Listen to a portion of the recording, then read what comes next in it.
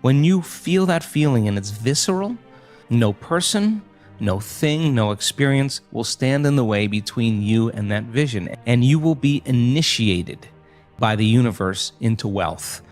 All of those cars and homes and whatever that is, there are symbols of what it looks like when a person actually arrives at this concept called abundance. If those things help them to associate with something that creates a feeling of abundance, and they're building their vision board to help them to get clear on their intent, then that's fine, because they're associating objects or things or material things that they'll say, that's when I know that I'm abundant.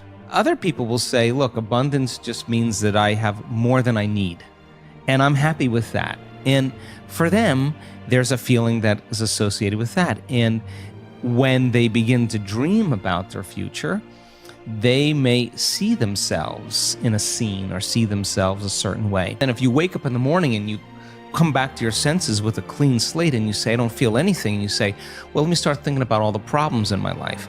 Well, all those problems are connected to different people or different objects or things at different times and places.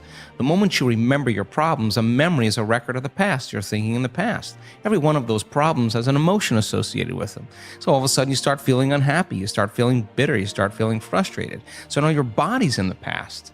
So then most people then create a state of being that's connected to their past. And if they're in the familiar past, then they are going to crave the predictable future, and they're going to fall back into routine. We want people then to get very clear on that vision of their future, however they do it, and begin to combine that clear intention with an elevated emotion. And the stronger the emotion they feel from the vision they're creating, the more altered they feel inside of them, the more they're going to pay attention to the pictures in their mind. And now they're remembering their future. And biologically, it's exactly the same as remembering your past. In fact, if you're not being defined by a vision in the future, it means you're making your past more real than your future. Mm-hmm. You're falling in love with your past. You're more in love with your past than you are with your future. That you're believing in your past more than you're believing in your future. When you get to that moment where you have that feeling, that's your compass, because that feeling is going to drive your behaviors. It's going to drive more of those thoughts. And when you feel that feeling and it's visceral, no person, no thing, no experience will stand in the way between you and that vision. And you will be initiated by the universe into wealth. You will be initiated into health. You'll be initiated into freedom. Those people, all those people that have healed themselves of all those different health conditions, they are so humble and so happy, and they feel so great that they would never trade this feeling because of what you thought of them. They've left that program behind a long time ago.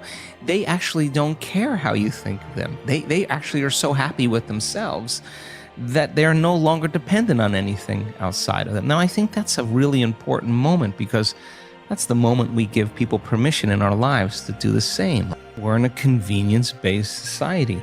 If you're waking up every day and you're combining a clear intention with an elevated emotion, and you're changing your emotional state to be elevated, you could still see the old self from an elevated point of view and stay conscious than from a limited point of view. And that's what I want for people. Like, let's go. I mean, what do you got to lose? What, people are going to start wondering, like, did you change your medication? What's up with that guy? Something's different about him. You're not predictable any longer. And we say to our community, you know, when you're changing, you just stop talking about it. You're just too busy being it. Something's happening.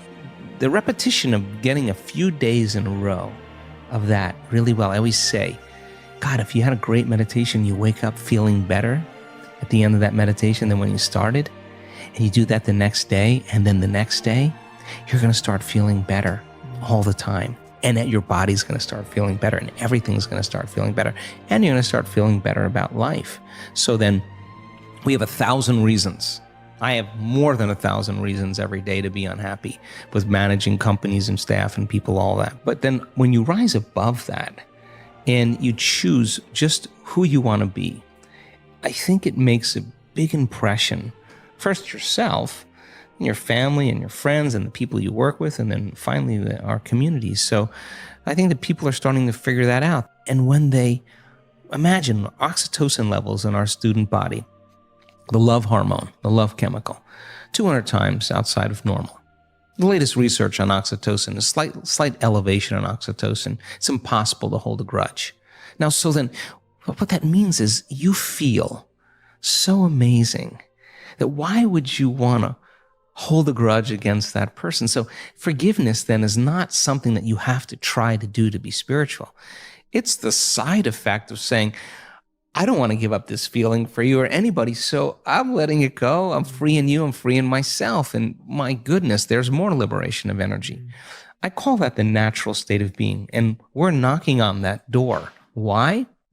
Because as you begin to open your heart to life again, and you start trusting in your future and trusting in yourself a little bit more, and you start self-regulating with your heart, you do that properly, and you lead from that place, from that level of awareness, your life will change in dramatic ways.